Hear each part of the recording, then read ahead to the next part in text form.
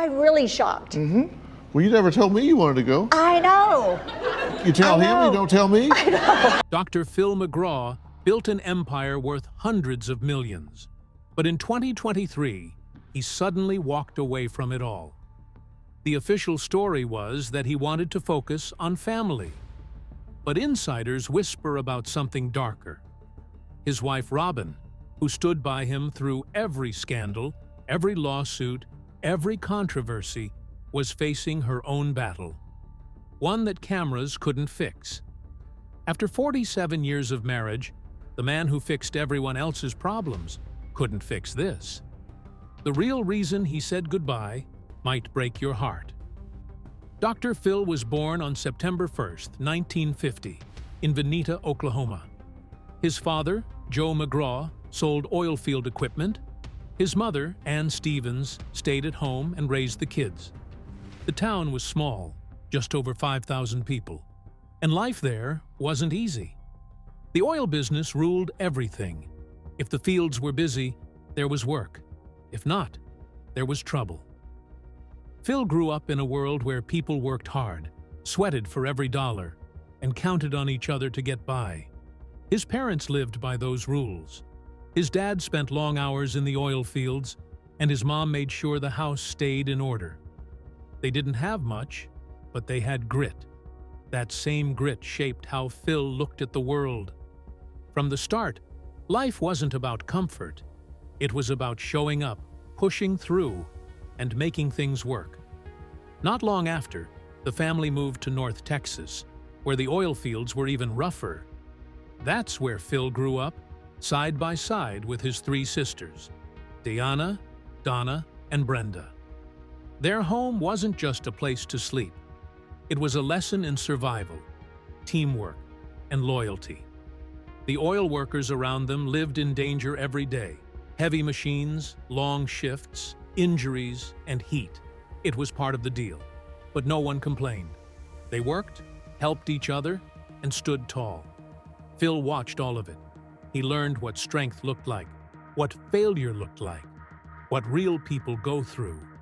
That early exposure stayed with him. His sisters helped too.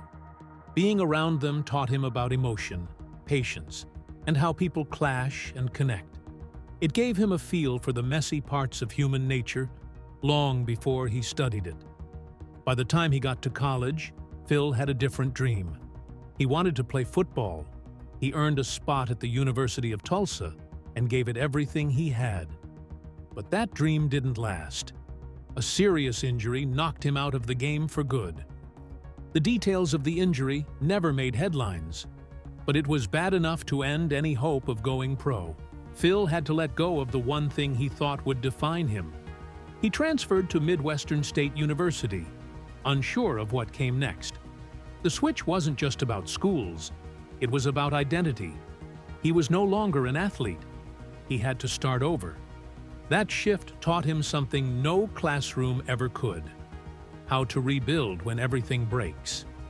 That pain and pivot became a core part of how he later spoke to others. He knew what it felt like to lose direction and claw your way back. During this time, Phil watched his father take an unexpected turn. After years in the oil fields, Joe McGraw made a bold move. He walked away from blue-collar life and decided to become a psychologist. He went back to school. He studied hard, and he made it happen. Phil saw every step. It showed him that change wasn't just possible, it was worth it. That moment opened a door in his mind. Psychology wasn't just some theory in a book. It was a tool that could turn a man's whole life around. Watching his father evolve left a deep mark. It planted the idea that maybe he could help people too, not just with words, but with action. That realization would push him further than he ever imagined. Phil earned his degree in psychology from Midwestern State University in 1975. But even as a student, he didn't fit the mold. He found the textbooks too slow, the theories too distant. He wanted real answers for real problems. He was already getting restless with the way therapy was taught. While others were diving into complex methods, Phil was looking for results. His approach was raw, practical, and deeply shaped by his own life. Years of watching people fight to survive gave him no patience for sugarcoating. After graduation, he didn't stop. He went straight into more studies, earning a master's and then a PhD in clinical psychology from the University of North Texas by 1979. His dissertation focused on how psychology could help people deal with physical pain. He studied rheumatoid arthritis and explored how the mind could ease the suffering. At the time, that kind of thinking was ahead of the curve. After getting his doctorate, Phil joined his father's practice. On paper, it made sense, but something didn't sit right. The pace was too slow. The changes took too long. He got frustrated. He didn't want to sit quietly and wait for breakthroughs. He wanted to push people, wake them up, make them move. So he left the practice and co-founded something different, a seminar series called Pathways. It wasn't about theory. It was about taking control of your life. That move changed everything. It showed Phil he could reach people on a larger scale. He found his rhythm in front of crowds, talking straight, cutting through fluff. This shift laid the groundwork for everything that came after. It was no longer about office walls. It was about reaching as many people as possible. Phil didn't stop there. He trained in forensic psychology at the Wilmington Institute. It was a new arena, full of legal battles, courtrooms, and pressure. He studied jury behavior, witness psychology, and how to influence outcomes in legal settings. That knowledge turned into something powerful. In 1989, he co-founded Courtroom Sciences, Inc. His job was to help lawyers pick the right juries, shape arguments, and guide witnesses. He was using psychology like a weapon, sharp, smart, and calculated. In 1996, the world took notice when he helped Oprah Winfrey win a massive legal case. That victory wasn't luck. It was strategy. And it put Phil on her radar, setting the stage for his rise to TV fame. But long before the cameras, his personal life had already seen dramatic turns. He got married young, at just 20 years old, to Debbie Higgins McCall. The marriage didn't last. It ended in 1973, after 3 rocky years. Debbie later claimed the relationship was controlling and abusive. Phil said otherwise, but either way, it ended bitterly and fast. The fallout stayed quiet for years, buried beneath his rising fame. Still, it was a part of his story, one that didn't match the image he would later build.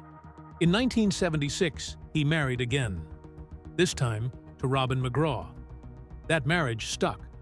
Robin became more than a partner. She became part of the brand. She stood beside him as his career took off, appeared on his shows, and shared the spotlight. They had 2 sons, Jay and Jordan, and built a life that looked picture perfect. While Phil gave advice on television, Robin gave the audience a glimpse into the man behind the stage. Their marriage became a public symbol of stability, especially after the rough start of his first one. It gave weight to the words he shared and grounded the success he chased. In 1985, Phil McGraw had just earned his PhD in psychology when he joined forces with a Texas businesswoman named Thelma Box. Together, they started a self-help program called Pathways. It wasn't like normal therapy. This was hands-on, fast-paced, and aimed at real change. People didn't sit around talking about feelings. They took action, faced their fears, and walked out believing they could rebuild their lives. The seminars pulled in thousands. The rooms were filled with raw emotions and life-altering breakthroughs. For 6 straight years, McGraw helped lead the charge. Then in 1991, he sold his share of the business for $325,000 and walked away with a clear sign that he wasn't just a psychologist. He was a businessman with vision. Pathways still exists today as a non-profit, but its roots are tied to McGraw's bold entry into the self-help world. Not long after that, in 1990, he launched something even more ambitious. With a trial lawyer named Gary Dobbs, he created Courtroom Sciences, Inc., or CSI. This wasn't about therapy anymore. It was about courtroom warfare. McGraw brought psychology into the legal world and flipped the whole game. He trained lawyers to read jurors like books. He used focus groups and mock trials. He staged full-scale rehearsals of court cases, complete with fake jurors and fake judges. Everything was studied: tone, body language, facial expressions. Nothing was left to chance. CSI helped lawyers know what would land, what would fall flat, and how to sway the people deciding the verdict. The techniques worked so well that even top corporations and celebrities started calling. CSI became one of the most trusted names in trial strategy. And behind the scenes, it was McGraw pulling the strings. One of his most powerful tools was the simulated trial. Inside rented buildings or studio-style courtrooms, lawyers would rehearse their cases. McGraw's team would watch every moment. They'd film reactions, take notes, run data. Then they'd tell the lawyers exactly how to fix their mistakes, what to say, what not to say, how to control the mood in the room. McGraw used his knowledge of human behavior to train lawyers how to tap into a juror's subconscious. He taught them how to build emotional connections or plant quiet seeds of doubt. Some called it psychological warfare. Others called it smart. Either way, it worked. And it changed the way trials were prepared forever. That reputation got serious attention in 1994 during one of the biggest environmental lawsuits in history. The Exxon Valdez spill had destroyed the Alaskan coastline and triggered a legal battle with more than 32,000 angry plaintiffs. McGraw was brought in to guide the defense. It was messy, emotional, and stacked against Exxon. But his influence was huge. He helped shape the narrative, trained the witnesses, and coached the lawyers. The original $5 billion penalty got cut way down after appeals. In the end, Exxon paid just over $1.5 billion with interest. Still massive, but survivable. McGraw walked away from that case as a rising star in the world of legal consulting. Then came Oprah. In 1995, Oprah Winfrey was facing a lawsuit that could have ended her career.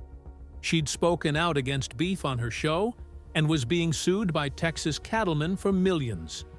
Her legal team brought in McGraw and CSI. His approach was different, aggressive, strategic. He reportedly told Oprah not to settle, not to back down. That advice turned the tide.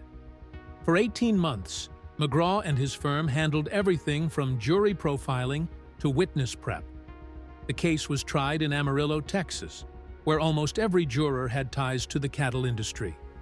But Oprah won in 1998, and she credited McGraw directly. That trial didn't just change her legal fortunes, it changed his life. After the case, Oprah invited him onto her show. At first, he was just a guest, but the audience loved him. He wasn't soft-spoken or polished. He was direct, sharp, and confident. People listened. They took notes. They came back for more. Soon, Oprah made him a weekly guest. Tuesdays with Dr. Phil became one of the most popular segments of her show. The ratings shot up. Viewers tuned in just for him. His advice hit hard and stuck. He told people what they needed to hear, not what they wanted to hear. That honesty became his brand. But even with all the attention, McGraw didn't let go of his courtroom roots. While his TV career exploded, he kept running Courtroom Sciences. The Oprah platform gave him more than fame. It gave him reach. He promoted books, sold out seminars, built a national brand. His face was everywhere. Yet behind the camera, He was still consulting on big trials and building CSI into a powerhouse. It was a masterclass in balance. Media personality on one side, legal strategist on the other. By 2002, the next step was obvious. It was time for his own show.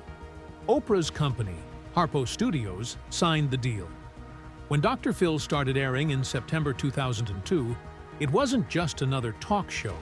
It was loud, intense, and brutally direct. Phil McGraw walked onto that stage like a man on a mission. He wasn't interested in small talk. He was there to confront pain, chaos, and broken lives. People didn't just watch the show, they felt it. He told guests to get real, and millions at home nodded along. The audience didn't get polished stories. They got raw emotion, on-air interventions, and moments that left people speechless. Behind the scenes, the money followed. In 2008, Phil signed a syndication deal worth $15 million a year. That locked him in through 2014.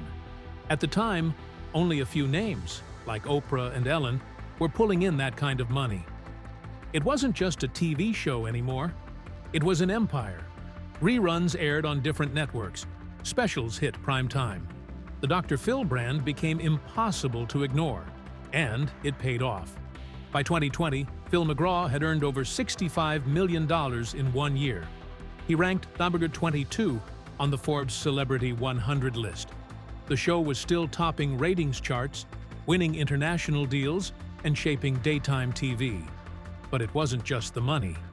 The show brought in 31 Emmy nominations. While it never won one, the recognition showed the industry was watching. It also picked up 5 Prism Awards for its honest depictions of addiction. When the show tackled issues like drug abuse or drunk driving, it didn't pull punches. Experts, recovering addicts, and families were brought in. They told the truth. They didn't sugarcoat anything. Sometimes the stories led to live interventions. Sometimes they ended in tears, and the public responded. Helplines got flooded after certain episodes. Recovery centers saw upticks in interest. Dr. Phil had become more than entertainment. It was also sparking action. Phil's personal brand only got stronger. In 2007, he ranked number 30 on Forbes' Celebrity 100. His income came from more than just the show. He wrote bestsellers, gave speeches, sold products. He also launched new shows like The Doctors and Daily Mail TV. These spin-offs won awards too. By the late 2010s, he wasn't just a host. He was a producer, a media executive, and one of the most influential people on TV. But there was a shadow hanging over the empire. In 2006, Phil let his psychology license expire. He said he didn't need it anymore. He wasn't seeing patients. He wasn't running a clinic. Still, he gave psychological advice on TV every day. He told people how to deal with trauma, addiction, parenting, and mental health. Critics said that crossed a line. One moment made headlines in 2008. Britney Spears had a very public breakdown and was placed on a psychiatric hold. Dr. Phil visited her in the hospital. He said he was there as a friend, but he also made public comments afterward. Her family was furious. Her manager accused him of violating their trust. Phil later admitted it wasn't helpful, but by then, the damage was done. That incident wasn't the last. In 2013, Survivor winner Todd Herzog came on the show to talk about his alcoholism. But things got strange. Herzog later said he was sober when he arrived. He claimed there was vodka waiting for him in the dressing room. He drank it. Then, someone gave him a Xanax to calm his nerves. By the time he hit the stage, he was completely out of it. A producer had to carry him out.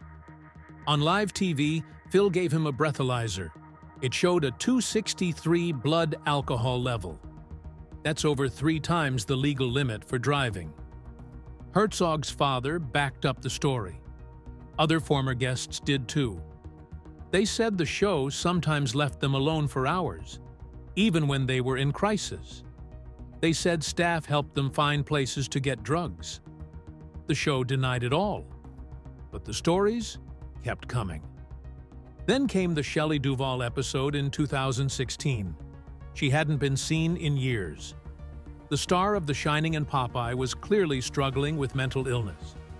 On camera, she made confused and alarming claims. She talked about hidden devices in her body and said Robin Williams was still alive in disguise. She told Phil she was very sick. She said she needed help. But the questions kept coming. Viewers were horrified. Celebrities and advocates slammed the episode. They called it cruel. They said it crossed the line. Duvall later said she regretted doing the show. Her partner and mother said she had been misled. Even after her death in 2024, that interview remained one of the most criticized moments in Dr. Phil's history. The pattern didn't stop. Danielle Bregoli was only 13 when she appeared on the show in 2016. Her episode became viral. She shouted at the audience with the now infamous line, "Cash me outside, how about that?" Overnight, she became a meme. But critics said she was exploited. She was sent to a wilderness program called Turnabout Ranch. Later, she and others said the place was abusive. They spoke of forced labor, neglect, even sexual assault.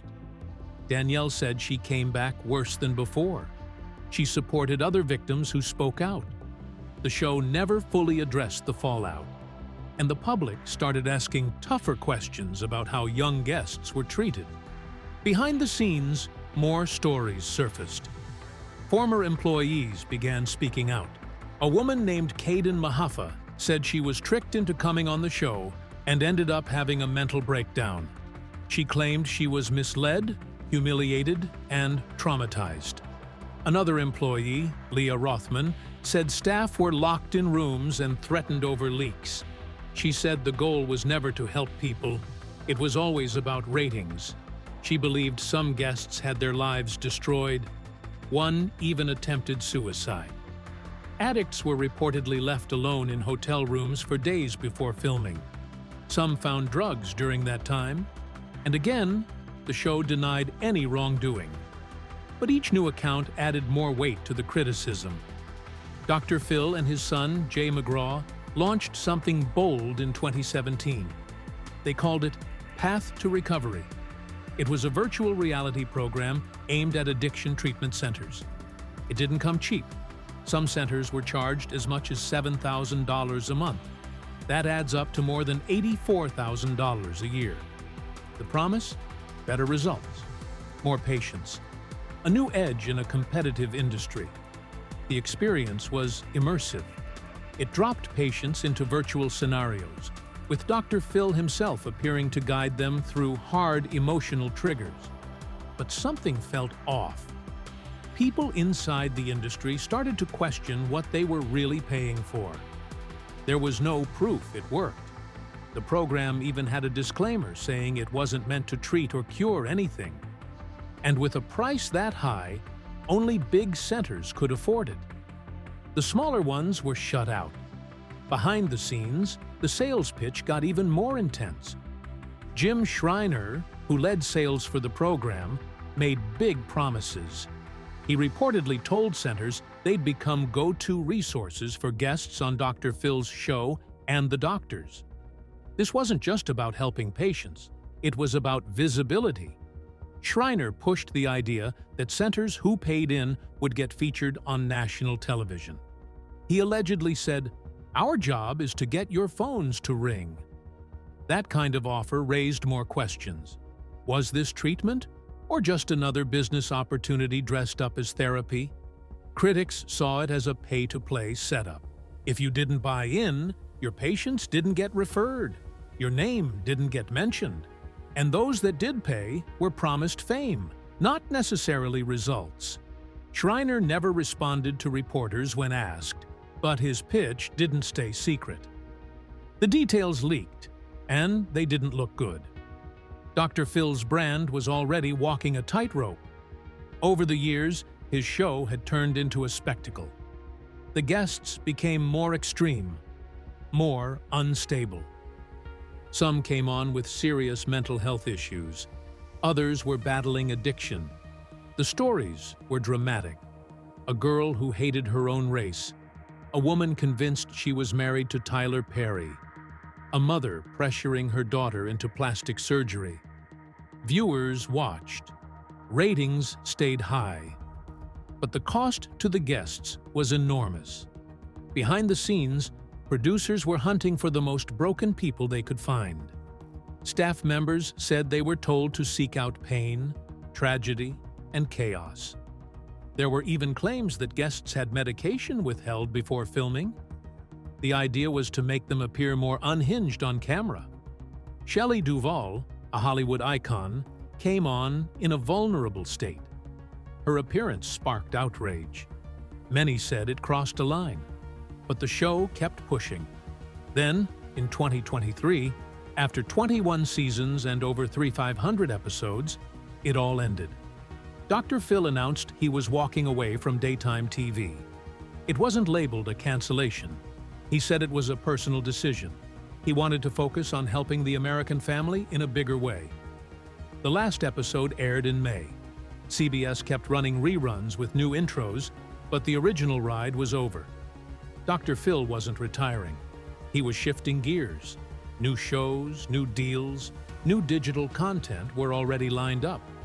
But even as he moved on, old questions refused to die. Since 2006, Dr. Phil hadn't held a license to practice psychology. Texas was the only state he was ever licensed in, and he gave that up voluntarily. California never required him to have one. His show was categorized as entertainment, not therapy. That loophole let him speak as an expert on national TV, while avoiding professional rules. Still, many called it deceptive. In 2008, he visited Britney Spears at the hospital and talked about her mental state publicly. That triggered a formal complaint. People wondered how he kept operating without credentials. Mental health professionals called him a fraud. Even the show's legal contracts told guests they were getting advice, not therapy, from a TV personality. And yet, millions kept watching. The deeper you look, the more troubling it gets. In 2017, a report revealed that a recovering alcoholic named Todd Herzog was given vodka before appearing on the show. He came out visibly drunk. Other guests said they were promised help that never came. Some said they were offered follow-up care, but the support vanished after the cameras stopped rolling. The crew faced problems too. A 2022 investigation uncovered a toxic workplace. Staff described verbal abuse, racism, intimidation, and manipulation. One former employee said they were told to make sure a guest didn't take her meds before filming. There were lawsuits too. Dr. Phil's 2003 weight loss product, Shape Up, landed him in trouble with the FTC. That ended in a $10.5 million class action settlement. It all painted a picture of a brand built on controversy, not compassion. But Robin McGraw, his wife, never wavered. Through every scandal and lawsuit, she stood by him. She appeared on the show. She joined him in public. She was part of the brand. When tabloids accused Phil of abuse or hinted at divorce, they fought back hard. In 2016, they sued the National Enquirer for $250 million. Their partnership, both personal and professional, remained strong. To many, that loyalty helped protect the Dr. Phil brand when it could have collapsed. Now, Dr. Phil is chasing new platforms and larger audiences. He talks about family values and national healing. He's moving into prime-time programming with CBS, but the past is still close behind. The talk show might be over, but the headlines keep coming. The manipulation of guests, the addiction controversies, the licensing issue, the lawsuits, the abuse allegations from staff. It all lingers.